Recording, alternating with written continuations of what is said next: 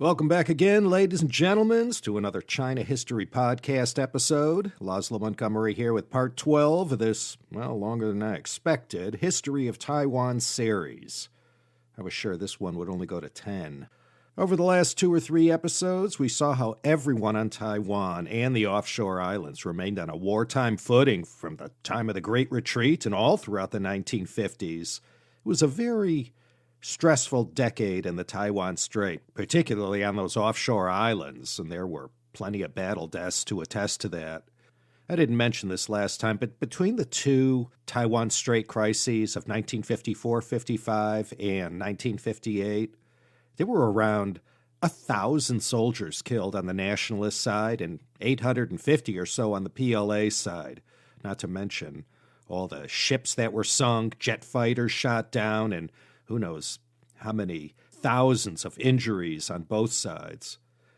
Let me reiterate, when people refer to last August 2022 as the so-called fourth Taiwan Strait crisis, it hardly rose to the levels of the first and especially the second ones of the 1950s. We haven't gotten to the third one yet. In December 1963, Chen Cheng stepped down as premier. He was stricken with cancer and would pass in 1965. Throughout the 1960s, Jiang Jingguo would stand in for the Generalissimo for military and party matters. He didn't have the title yet, but he was treated as the heir apparent. Jingguo, he still ran the secret police and intelligence organs. Chen Cheng was replaced by the finance minister C.K. Yen Jia-gan, a man well-liked by the ones who mattered in the KMT and who had a reputation for getting things done. Yen was a close confidant of Madame Jiang and posed no political threat to her husband, which always counted for something. And though I'm jumping ahead, Yen served as premier till 1972 and from 1966 until Chiang's death in 1975 as vice president. Following Chiang Kai-shek's death, C.K. Yen will then become the next president of the Republic of China, finishing off Chiang's 5th term in May 1978. With Chiang's last-ditch effort, Project National Glory, winding down and destined to be permanently mothballed, he now turned his attention from recovering the mainland to the other devil in his life, one that had been dogging him since his earliest days in the 1920s, and this was silencing opposition figures.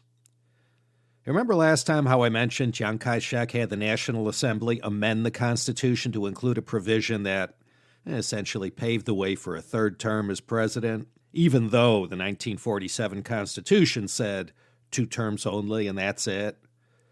Well, when he began making plans for a third term as president, Jiang met with a bit of opposition, and there were many inside and outside the KMT who grumbled a little and expressed some concern about this. There was also no small amount of pushback from the people and from other political leaders, and the optics of that whole going for the third term were not good at all. From previous episodes, we saw how native Taiwanese tried, from time to time, to get some semblance of self-determination. They made a first attempt under the Qing, no luck there. Under the Japanese, also not so much representation in government. But this wasn't due to lack of trying. And now for the third time, with another group of outsiders lording it over them, they were still denied the same representation in Taiwan's government that they'd been requesting since the time of Liu Mingchuan, when he served as Taiwan governor during the late Qing. The native Taiwanese were such an overwhelming majority, over 80% of the population. Why were they not being represented in their own democratic government? And even worse, why were they being oppressed? In so many past CHP episodes, we've come to know Chiang Kai-shek, the Generalissimo, the heir to Sun Yat-sen, his Nanjing decade. Well, from here on out, we get to know him as the Taiwan autocrat who displayed a similar ruthlessness that he had previously shown on the mainland in his ultimately unsuccessful attempts to vanquish the communists in China. One of the people, and a high-profile one at that, who questioned Jiang about this third term was Lei Jun. Lei went way back with Chiang Kai-shek on the mainland. He was one of Jiang's cronies in the KMT and had served as justice minister. Like most of Jiang's insiders, he was another Zhejiang guy. After retreating to Taiwan in 1949, Lei Jun, along with the great Hu Shi, founded a magazine called Free China Fortnightly, 自由中国半月刊. Free China was a very influential and widely read publication throughout the 1950s. It was fervently anti-communist and highly critical of the PRC. But it also delved into current events and issues of the day in Taiwan. And this is how Lei Jun fell afoul of Chiang Kai-shek. His first run-in with Chiang was in 1954 when Lei Jun allowed a letter to the editor to be printed in Free China that was highly critical of government interference in the Taiwan educational system. So he got kicked out of the party for that transgression, so he was already on Chiang's bad side when, in February 1960, he started sounding off in Free China about Chiang running for that third term. This was followed up a month later with an editorial that urged the National Assembly to reconsider changing the Constitution and not to add that provision that opened the door for a third presidential term. And that put Lei Jun and others who had coalesced around him squarely in Chiang's crosshairs. And in a commentary that ran in a May issue of Free China, Lei Jun called for the need of a strong opposition party on Taiwan. And then to back this up, he, along with several like-minded Taiwanese, formed the China Democratic Party, the 中国民主党. Lei Jun had said in the September 1st issue of Free China Fortnightly that opposition parties on Taiwan were as certain as the eastward flow of the Yangtze River and could never be stopped. Now, even though 52 years later this would be proved wrong with the Three Gorges Dam, that declaration by Lei Jun really hit a raw nerve with Chiang, and that was enough for him. A few days later, on September 4th, 1960, he had Jiang Jingguo arrest Lei Jun and 3 others and charge them with violating the Sedition Act. Rather than allow the judicial system to run its course, Chiang Kai-shek himself took over in meting out justice in this case. On October 8th, he personally intervened and ordered the military court where Lei was tried to find him guilty of the trumped-up charge of conspiring with the communists. And he further demanded Lei be given no less than 10 years with no right of appeal. When you're a dictator, you can dictate these kinds of things. And further to that, Free China was shuttered, and anyone with delusions of forming a new political party to oppose the KMT knew for the time being to lay low. The unwritten law of the land, going back to Sun Yat-sen's time, was 一党治国, one party rules the state. Lei Jun ended up not getting released until 1970, and all his memoirs that he had written throughout the period of incarceration on Green Island were seized from him when he was freed. And following his death in 1979, attempts were made by his widow and others to get the authorities to release his prison memoirs. Rather than release them, the government had them burned. And the beginning of Taiwan's democratic movement is said to have begun right here with the whole sorry Lei Jun incident. Chiang's handling of Lei Jun in 1960 put everyone on notice as far as what to expect if you swam against the KMT current. Then there was the Boyang incident. Lei Jun and Boyang, I suppose, would be the 2 highest profile cases from this time of the iron fist of the KMT coming down hard on any and all dissenters in a harsh and unashamedly conspicuous way. Bo's real name was Guo Dingsheng. He was another mainlander from Kaifeng who escaped to Taiwan after 1949.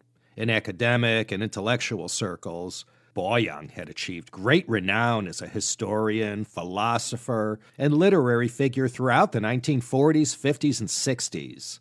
His case was quite interesting, not only for how he was manhandled and thrown into Green Island Prison, where he was tortured and subject to a long period of incarceration.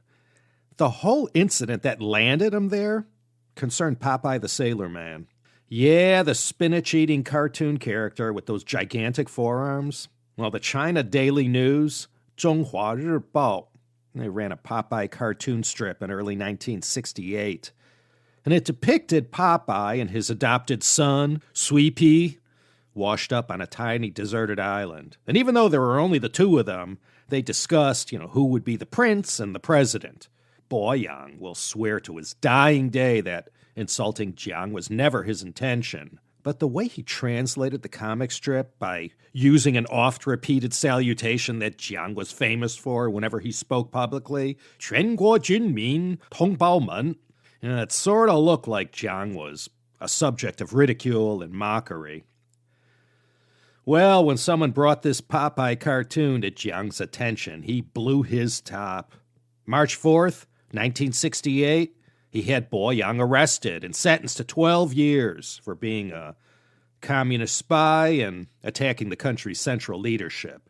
And like I said, he got the full Green Island treatment, torture, humiliation, the whole 9 yards.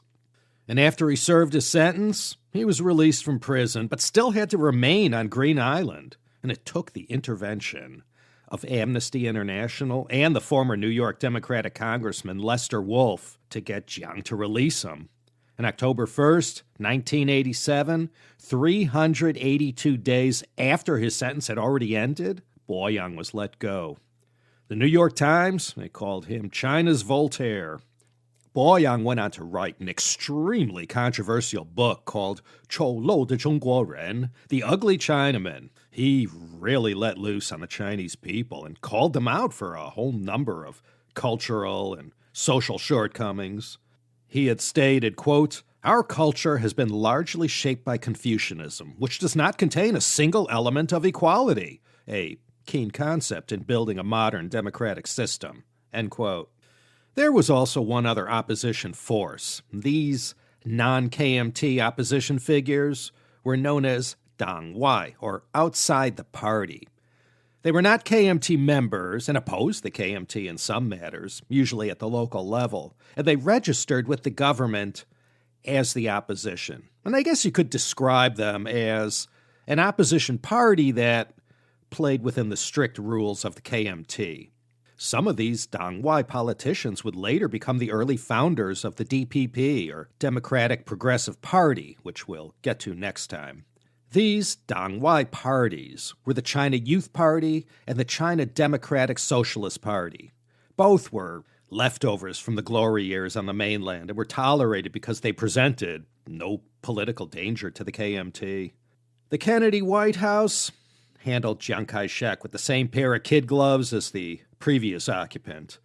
JFK and other sacred cows at the State Department, right around this time, started running the old two Chinas idea up the flagpole.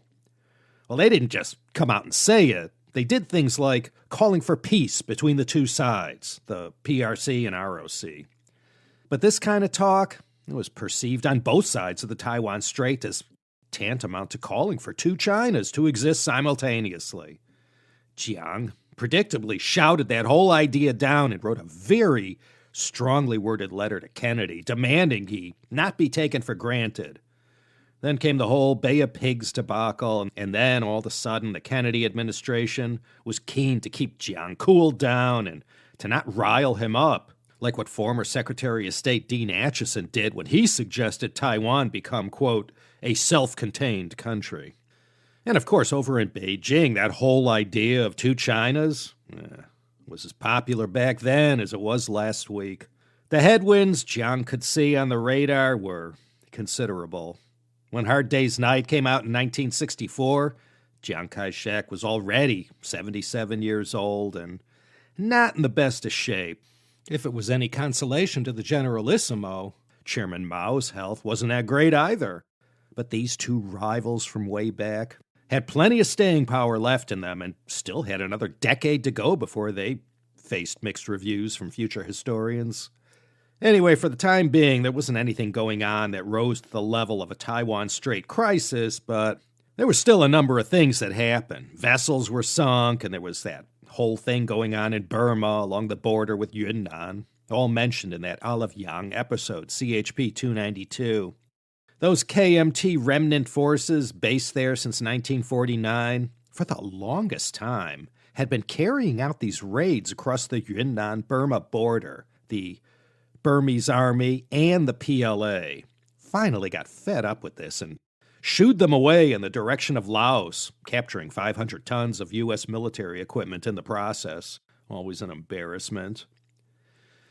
As the swinging 60s continued, Chiang Kai-shek started to see more and more warning signs in Taiwan's future. Starting in 1966, China checked out for a while and was consumed by the most violent and painful years of the Cultural Revolution. With the same single-minded sense of purpose and determination, the KMT changed their focus from recovering the mainland to growing the Taiwan economy. The general thinking was that by investing in the Taiwan economy and improving the people's livelihood and well-being, the esteem with which the people would hold the KMT would be positively affected. Plus, by acting as the steward of Taiwan's economy and its greater integration with world markets, well, they can continue to control the narrative and the destiny of the nation. The earliest attempts by the government to rebuild Taiwan following the destruction of World War II created a nice, solid economic base. It all began with Chuncheong and land reform and continued on throughout the 50s and into the 1960s. And now, with the agricultural sector more productive than ever before, attention was turned to industry in general and manufacturing in specific. And where manufacturing was concerned, the priority was given to export-oriented categories of goods. In past CHP episodes, we looked at Deng Xiaoping's reforms of the 1980s and how he's lauded into this day for getting behind reform and opening up and launching all the SEZs and all of these policies that combine government support and management with the genius of the entrepreneur class and hardworking people helped to transform the Chinese economy and turn it into what it is today. Well, before all that happened in Shenzhen, Zhuhai, and Xiamen, a similar thing first happened in Taiwan, and what transpired on Taiwan over the 2 decades of the 1960s and 70s gave Deng and his fellow reformers in the PRC a lot of valuable lessons that came in handy in their similar vision for the PRC economy. This growth in manufacturing on Taiwan led to all kinds of new jobs and an unprecedented influx of foreign exchange. And thanks to the chummy relationship that already existed between Taiwan and the United States, manufacturers were able to tool up and get access to not only the U.S. consumer market, but U.S. investment and technological transfer as well. And made-in-Taiwan prices didn't give the American consumer heartburn. Kmart shoppers love Taiwan. Before American manufacturers began offshoring their production to the People's Republic, they first started doing it in Taiwan. Prior to the 1960s, most Taiwan families were just getting by. Only the rich and well-connected didn't have to scrimp and save. A lot of struggling Taiwan families were supported from the income earned by their parents, laboring away in these factories popping up everywhere throughout the 1960s and 70s. These factories, clustered near the 2 biggest ports of Keelung and Kaohsiung, produced toys, garments, plastics, textiles, and anything else American and other buyers were looking to purchase. By 1965-1970, made in Japan had become too expensive, and Taiwan became the new frontier, as China would in the 1980s and 90s. And what this growth in manufacturing led to was the creation of a new, emerging middle class in Taiwan. Not everybody did as well as everyone else, but those hard-scrabble years during the 1950s and early 60s were starting to give way to something better. You know, I haven't mentioned this organization by name yet, but USAID, USAID, the U.S. Agency for International Development, they did quite a bit at the early outset to put Taiwan on a steady course in the direction of economic prosperity. If you remember from several episodes ago, following World War II, the U.S. didn't think much of Taiwan and didn't figure them into their security plans in the Western Pacific. But as we saw, come the Korean War, that all changed. And that's when all the aid started coming to Taiwan. It was under Kennedy that all the various government aid organizations were streamlined into U.S. aid. In 1961, JFK boasted about Taiwan that agricultural production was up 7%, manufacturing output up 13%, GNP per capita up 7.5% in constant prices, exports were up 20%, and the cost of living index went up 7% versus manufacturing wages that had risen 20%. Back then, 43% of Taiwan's GNP had come from the U.S. and 90% of their capital inflow from there as well. More than half of U.S. aid money was earmarked for the defense. But still, the amount of aid money that got piped into the Taiwan economy was quite substantial, and in these early years, made an impact in society. The 15 years from 1950 to 1965 were the big years for American aid in Taiwan. Between 1950 and 1967, there was about $4 billion in aid that went to Taiwan, 90% of which was gifted, and 10% came in the form of loans. And about 60% of that ended up being spent on Taiwan's defense, which I'm guessing went straight back to U.S. weapons contractors. So industrious were the workers, and so successful was this government-managed economic growth model. By 1965, U.S. aid no longer had to give any more handouts, and that was the end of general economic assistance money. Mission accomplished. The MAAG as well, military aid coming from them, dwindled down to $30 million in 1970. It would continue to drop into the 70s. Over the period of 3 4-year plans that ran between 1953 and 1964, the Taiwan economy was transformed. But in 1964, things were only just getting started. Remember the 4 Asian tiger economies of Southeast Asia? Hong Kong, Singapore, Taiwan, and South Korea? Well, Hong Kong was the first one to adopt this model of government-supported, export-oriented manufacturing and industrialization. All boats did not rise equally with the tide. When does it ever? But through the combination of government support and the workers of Taiwan rolling up their sleeves and toiling in these factories, Taiwan saw rises in per capita income and made, truly, one heck of a comeback. Some economists referred to this achievement as the Taiwan Qiji, or Taiwan Miracle. At the same time that the Taiwan Miracle was gaining in momentum, geopolitically, the people and the government on Taiwan saw the beginning of the transition from the safety and security of the U.S. military to uncharted waters. For Chiang Kai-shek, he watched it all unfold in agonizing slow motion, going back to the early JFK years. As soon as word got out about the magnitude of the Sino-Soviet Split, Chiang had to have known it was only a matter of time before the U.S. would explore a new relationship with Mao and Zhou. And sure enough, even before Nixon announced his candidacy for president in the 1968 election, he had gone on the record enough to indicate he was open to reviewing U.S. policy with regard to China. Chiang, after so many decades, going back to Roosevelt in the 1930s, he knew the Americans wouldn't be able to resist this chance.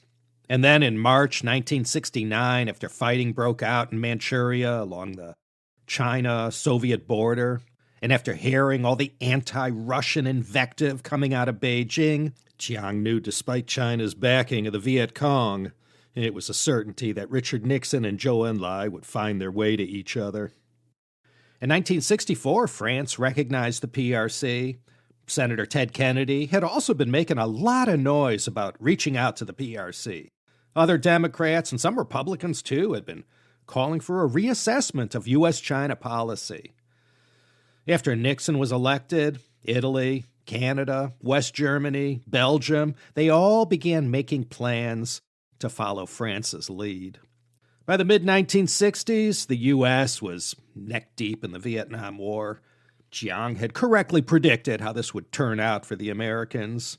During the war, Taiwan was used as a base for military operations. Chiang also sent some aid to the South Vietnamese government. And Claire Chennault's China Air Transport that was bought by the CIA in 1950 and renamed Air America, They operated out of Taiwan, among many other bases, and kept busy throughout the Vietnam War. As he did with the Korean War, Chiang offered to send ROC troops to Vietnam to support the United States in this fight against communism, something Chiang was quite expert in by now, and both times Chiang was told thanks but no thanks. December 17th, 1969, Chiang Kai-shek was formally given the bad news. U.S. Ambassador Walter P. McConaughey was tasked with the dubious honor of informing Chiang about what Nixon had up his sleeve with respect to the PRC. When McConaughey was born back in 1908, Chiang was just joining the Tongmenghui, beginning his rise that, after 6 decades of making history, had finally led him to this moment. For more than a year leading up to this meeting with the U.S. ambassador, Nixon and other close D.C. friends assured Chiang this wouldn't happen. And as the train gathered momentum and the inevitable started to become fact, the White House, State Department, and military, everyone tried to sugarcoat this whole matter of cozying up to the PRC. Ambassador McConaughey in this meeting assured Chiang this new direction Nixon was taking would stabilize the strait and it would turn the heat down after so many years of conflict, and that, well, this was a good thing, not a bad thing. Imagine how Chiang felt at that moment. He was 82 years old. Think of all that history we've discussed in so many past CHP episodes that he played a central role in. This was to be the final indignity, and as McConaughey went on, all Chiang could do was sit there and silently eat this bitterness. After that, the big milestones started to happen, one after the other, calling off the U.S. naval patrols through the Taiwan Strait, then Nixon on October 1970 using the forbidden words, People's Republic of China, for the first time in public remarks by a U.S. president. There was also the lifting of bans on travel to the PRC, the January 20th, 1970 breakthrough in Warsaw that led to Kissinger's secret trip in the summer of 1971, ping-pong diplomacy in April 1971, Nixon's big announcement, and capping it all off with the February 1972 week that changed the world, as old RN called it. And amidst all the hoopla that would emerge following Kissinger's return, on October 25th, 1971, the UN voted 76-35 to remove the Republic of China from the China seat on the Security Council and to replace them with the government of the PRC. Prior to the vote, the ROC delegation walked out. Why stick around for that humiliation before all the countries of the world? And that was that. This reversal of fortune for Taiwan sure opened up a can of worms. That's what we'll look at now, because as you can surely imagine, with everything now forced out into the open, well, Taiwan's position, simply as a political entity, was put into question. You know, it would take 7 more years after the Nixon visit before the U.S. and the PRC established formal diplomatic relations, and this would occur during the Carter administration. So although Nixon had gone and done what he did, our China embassy during this period from 1972 to 1978 was still located in Taipei. Zhou Enlai, as a leader, a revolutionary, a diplomat, and as a negotiator, was beyond peer. He has his critics, but he knew how to drive a hard bargain and rarely deviated from his principles. And where Taiwan was concerned, he couldn't have been more clear. In fact, it was a condition to even agreeing to sit down with Henry Kissinger. Taiwan. That was the price that had to be paid for relations with the PRC.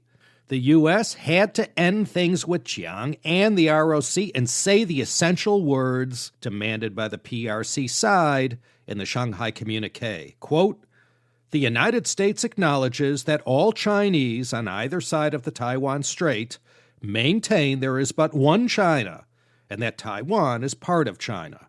The United States does not challenge this position." End quote.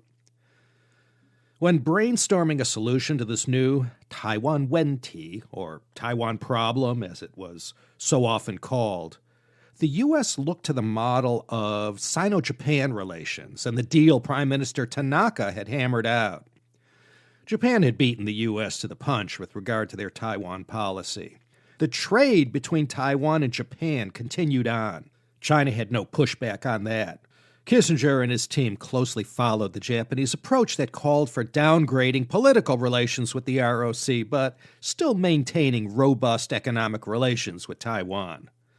Part and parcel of any diplomatic relations with the PRC was that there were 3 vermilion-colored lines that everyone had to promise not to cross. First was no two-China policy permitted. You had to pick one or the other. Secondly, nations couldn't carry out a one China, one Taiwan policy. Taiwan was part of China, so by maintaining any government-to-government relations with them also wasn't permitted. And the third thing, Chairman Mao and Chiang both agreed on this one. Whoever wanted to establish diplomatic relations with the PRC had to agree they would never support Taiwan independence in any shape or form. That was sacred. No Taiwan independence. In other words, dropping the Republic of China name and sending a membership application to the UN under the name of the Republic of Taiwan. Chiang wrote to Nixon that Americans, going back to the beginning with the Dixie mission of 1944 to 47, were always so naive whenever the CCP was concerned. Repeatedly in his diaries, Chiang would agonize over the naivete of the Americans whenever they met with Zhou Enlai, and this old, lifelong anti-communist warrior warned Nixon about the CCP and the perils of trusting them. And if he could see the current state of U.S.-China relations, he might have reason to believe he was right again. Nixon played it both ways. He was full speed ahead with the PRC, but was also assuring Chiang that America would defend Taiwan if it ever came to that. And we're still haunted into our day with that assurance and how much substance it contains from presidential administration to administration. Jiang Jingguo visited the U.S. in April 1970. Even though he wasn't the leader, he had essentially taken over from his father. Some were not happy about how a constitutional government was treated like a Jiang dynasty instead. Nonetheless, he got the royal treatment and the red carpet was rolled out on this visit, and when Jingguo had his sit-down with Nixon, RN assured the younger Jiang as well the U.S. wasn't going to sell Taiwan down the river. After the White House meeting, Jiang Jingguo flew to New York to speak at some trade association event and narrowly missed being assassinated by a couple pro-Taiwan independence radicals with guns. It was a close call, right in front of the Plaza Hotel. Also in 1970, the Jiangs faced another bombshell situation, and this concerned Peng Mingmin. Who was Peng Mingmin? Well, I already mentioned Lei Zhen and Boyang at the start of this episode. So let's close things off with Peng Mingmin. One interesting thing about Peng was that as a 22-year-old in 1945, he was visiting his brother in Nagasaki, and whilst there, he not only lost an arm in an American bombing raid, but during his recuperation in a hospital, Fat Man was dropped on Nagasaki on August 9th, 1945. Anyway, back in Taiwan, Peng was 24 when 228 happened. And like a lot of young Taiwanese, what he witnessed at that time and for the weeks that followed transformed his whole attitude about the KMT and the future of Taiwan. After obtaining a law degree at National Taiwan University, he went off to get his master's at McGill in Montreal and a PhD at the University of Paris. And he also spent some time in New York. In 1957, he returned to Taiwan, and 34 years of age, Peng became the youngest full professor at Taiwan University, teaching in the poli-sci department. His specialty was aviation law, and because of this specialty, he showed up on Jiang's radar as one of the many young 20, 30-year-olds who the KMT were aggressively grooming for future positions in the party. But all of that came to a sudden end on September 20th, 1964. Peng Mingmin and two of his students were arrested after they were discovered with 10,000 flyers they had secretly printed of a manifesto entitled Declaration of Self-Salvation of the Taiwanese People. They planned to distribute it widely, but were found out. And one of these two students of Peng Mingmin was Roger Xie-Tongmin, who would later go on to be another major figure in Taiwan politics. Peng got 8 years, but thanks to a successful campaign led by Amnesty International and public outcry from so many human rights advocates around the world, his sentence was cut to 14 months, but house arrest for life. In 1968, Peng was able to sneak out of Taiwan and make his way to Hong Kong, where he traveled to Stockholm on a forged passport. And once he made it to Sweden, he requested and received political asylum. It was quite an understatement to say that Chiang was livid that such a person was allowed to slip through his fingers, that such a dangerous political opponent as Peng Mingmin was out there in the wild, freely able to speak out against his regime, just filled Chiang with rage. The damage such an articulate and popular figure as Peng Mingmin could do, well, this was truly unsettling. And then, in August 1970, the U.S. government delivered a gut punch to Chiang when they decided to grant Peng Mingmin a U.S. visa. He had accepted a position at the University of Michigan, but before he could accept the position, he needed a visa to come live and work in the U.S. Both Kissinger and Secretary of State Rogers signed off on that sensitive visa application. And one of the strings attached to the visa was a promise Peng had to make that he wouldn't engage in any talk of Taiwan independence while in the U.S. When this whole matter got found out, not just the two Chiangs, but Mao, too, he wasn't thrilled about this either, having someone as dangerous as Peng Mingmin possibly using this U.S. base to advance the cause of Taiwan independence. Well, that didn't sit well with him. The elder Chiang ranted about this. Chiang the Younger called this, quote, the most abrasive event in Sino-U.S. relations in 20 years, end quote. And in those last 20 years Jiang Jingguo was referring to, there had been no shortage of abrasive moments. Early 1971, the United States passed administrative control of Okinawa and the Senkaku Islands to Japan. This island chain, northeast of Taiwan, is called the Diaoyu, or Diaoyu-Tai Islands in China. This matter of the Senkakus, or Diaoyus, has been a stress point ever since. Even though Taiwan was one of the claimants to the island chain, when the U.S. worked this out with Japan, they didn't even bother to tell Jiang in advance. Jiang Jingguo knew, under these new circumstances, with Taiwan being alienated and any hopes of returning to the mainland dashed, if the KMT was to remain relevant and in charge, he had to make some changes.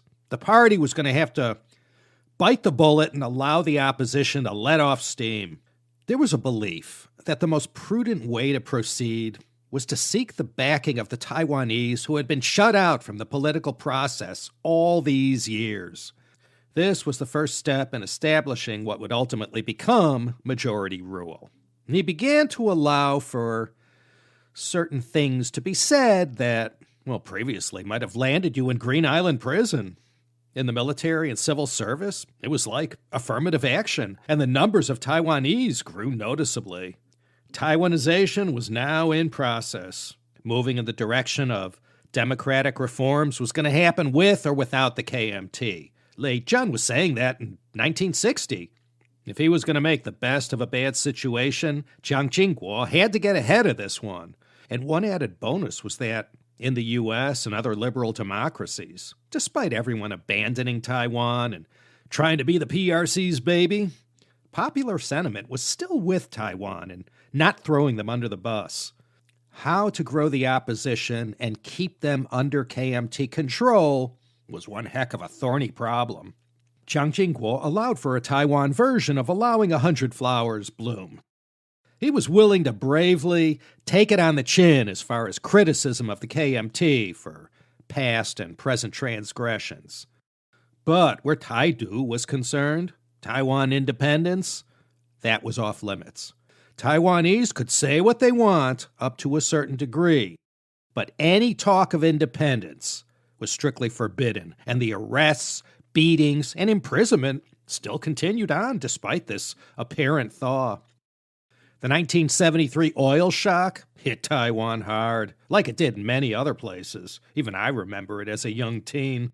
To counteract the economic downturn, in 1974, Chiang Kai-shek called for these 10大建设, or 10 major construction projects.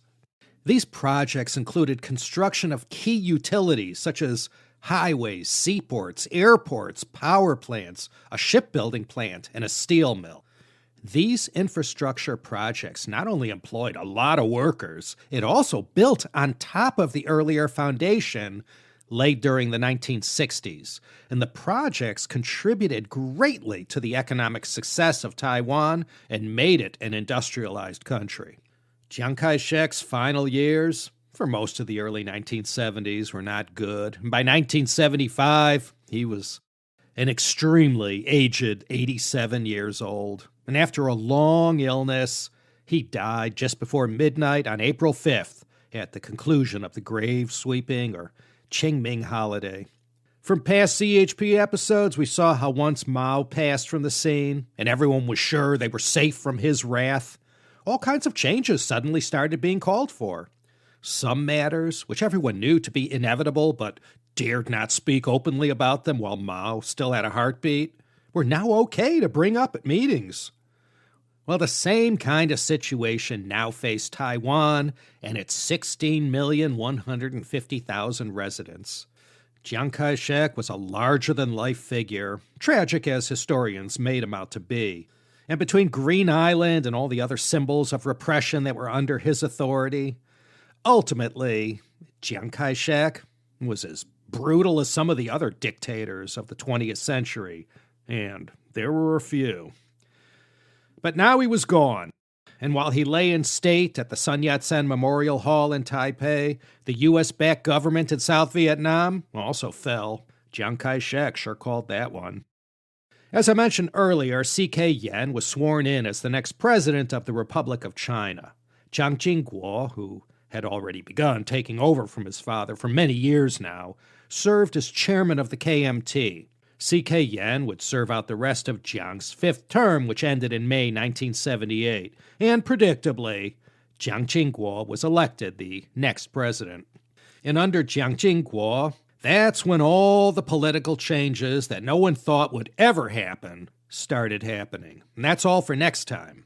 13 and 14 are both unlucky numbers, so I think we should be able to wind this up in part 15. Like I said last time, if you made it this far, why walk away now? In terms of today's national discussions about Taiwan, these remaining episodes will be much more relevant and familiar. Okay, this is Laszlo Montgomery signing off once again from my California home. Each and every one of you are cordially invited to come back again next time for another exciting episode of the Taiwan History Podcast. Take care, everyone.